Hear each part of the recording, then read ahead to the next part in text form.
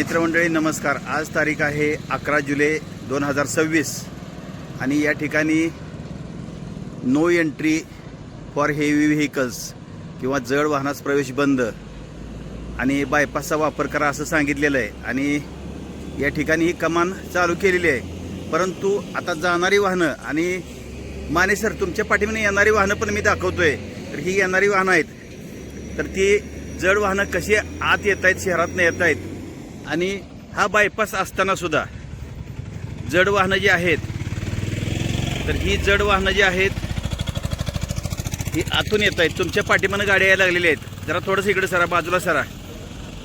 तर ही जी जड वाहनं आहेत तर ही अशी आतून येत आहेत, म्हणजे खऱ्या अर्थानं या ठिकाणी हा ट्रक एक वळून गेलेला आहे आणि ही अशी जड वाहनं जी आहेत हे बघा, ही परिस्थिती आहे। तर सरासरी जड जी वाहनं आहेत तेव्हा ही सगळी वाहनं अगदी सरासरी ही सगळीच वाहनं इकडून जात आहेत। तर ह्या वाहनांना एवढे ब्रेकर असताना सुद्धा इकडून यायची गरज नाही। 20 ब्रेकर आहेत इथून तिकडे जायला आणि तिकडून इकडे येताना सुद्धा 20 स्पीड ब्रेकर आहेत, तरी ही वाहनं आतून येत आहेत। ही सकाळची वेळ आहे आणि ही वाहनं आतनं आलेली किंवा चाललेली दिसत आहेत। तर यावरती खरं तरी कुठंतरी वाहतूक म्हणजे नगरपालिका असेल किंवा अजून कुठलीही पोलीस यंत्रणा असेल किंवा अजून दुसरी तिसरी कोणती यंत्रणा असेल, तर ह्यांनी 100% ही शहरातून येणारी जी जड वाहतूक आहे ती बंद केली पाहिजे। तुमचं काय म्हणणं आहे? आमचं म्हणणं आहे जड वाहतुकीमुळे मॉर्निंग वॉकला येणारे जे ज्येष्ठ नागरिक जे माणसं आहेत त्यांना फार मोठा त्रास होतोय आणि ऍक्सिडेंट होण्याचं प्रमाण जास्त आहे। या रस्त्याला जवळजवळ 14-15 ऍक्सिडेंट झालेले आहेत आणि जवळजवळ 15 ते 14 म्हणजे अजून सुद्धा जड वाहनं जात आहेत येत आहेत। आता ही कमान करून सुद्धा काय फायदा होईल, जड वाहतुकीवर काय परिणाम होईल असं वाटत नाही।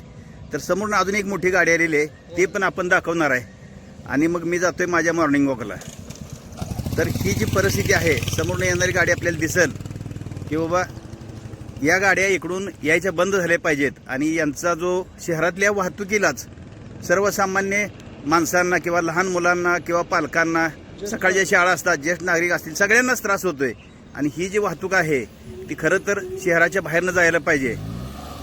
आता समोर एवढी मोठी गाडी आलेली आहे आणि याच्यावरती कोणाचंही नियंत्रण नाही किंवा बंधन नाही, तो आता बघायला लागलाय हळूहळू म्हणजे त्याची गाडी पास होते का नाही बघतोय। तर हे असं जी वाहनं येत आहेत तर ही वाहनं पूर्णपणे थांबली पाहिजेत आणि ह्या वाहनांचा त्रास जो आपल्याला होतोय तो हे निश्चित थांबायला पाहिजे। आणि यासाठी खरं तर हे किती मोठी गाडी आहे, उंच गाडी आहे, किती टायरची गाडी आहे बघा ही।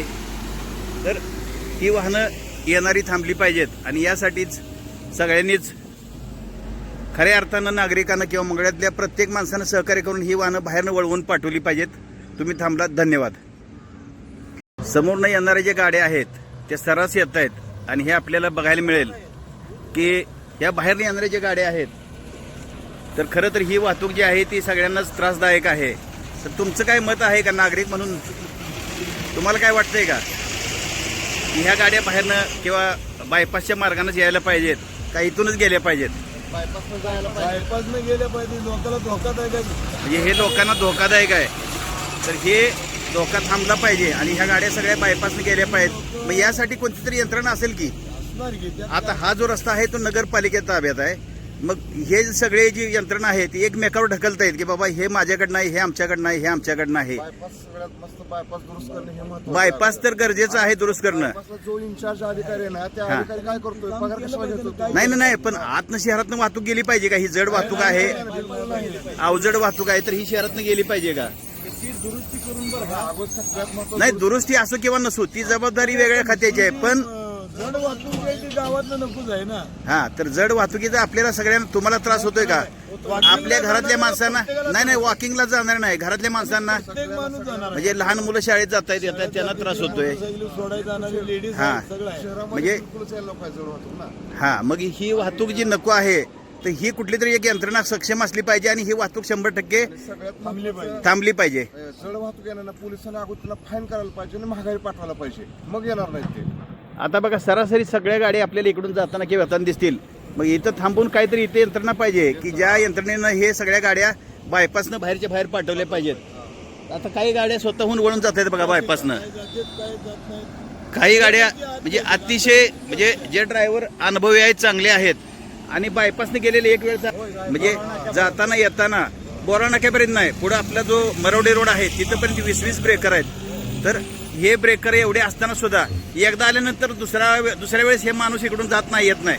पण पहिल्यांदा जो आहे तर इकडूनच जात आहेत आणि ही वाहतूक जड वाहतूक थांबली पाहिजे. यासाठी कुठली तरी एक सक्षम यंत्रणाने त्यांनी त्यांचं काम केलं पाहिजे. बरोबर आहे ना? धन्यवाद. या सर्रास जड वाहतुकीच्या गाड्या रस्त्यावरनं जात असताना आपल्याला बघायला मिळत आहेत. तर या सगळ्या गाड्या ज्या आहेत ते अशाच जात आहेत.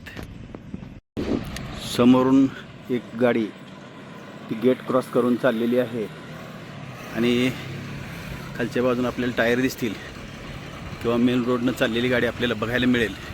तर ही गाडी जी आहे ऑल इंडिया परमिटची गाडी आहे आणि पंढरपूरकडे चाललेली आहे. समोरनं येणारी गाडी जी आहे ती ऑल इंडिया परमिट आणि पुणेवाल्याची गाडी आहे. तर अशा ह्या गाड्या नेहमीच जात येत आहेत. MH12 पाशिंगचे आहे आणि ती चाललेले गावातनं म्हणजे बायपासचा वापर न करता ह्या गाड्या चाललेल्या आहेत. आणि म्हणून या ठिकाणी थांबून मी जाणून बुजून हा व्हिडिओ करतोय. तर ही कमान 3 वेळा तोडलेली होती आणि आता परत 4थ्या वेळेस बसवलेली आहे. म्हणजे ही जी तोडण्याची किंवा तुटायची हॅट्रिक झालेली आहे आणि आता तो गाडी वळवून घ्यायला लागलेला आहे. तर अशी ही ह्यांची जी सवय आहे, आता गाडी वळवून घ्यायला लागलेला आहे तो. तरी गाडी वळवून घेतलेली आहे आणि वळवून आता तो बायपासनं जाईल. आणि बऱ्याचशा जाणाऱ्या गाड्या ज्या आहेत ह्या बायपासचा वापर करणाऱ्या पण आहेत. म्हणजे आपण सगळ्यांनाच नावं ठेवू शकत नाही. तर सरासरी ही परिस्थिती आपल्याला या ठिकाणी बघायला मिळेल. तर ही गाडी आता वळवून आलेली आहे आणि वळवून बाहेरनं चाललेलं आहे. म्हणजे त्या लक्षात आलं की या ठिकाणी काहीतरी चालू आहे. तर असं वळून बाहेरनं चाललेलं आहे.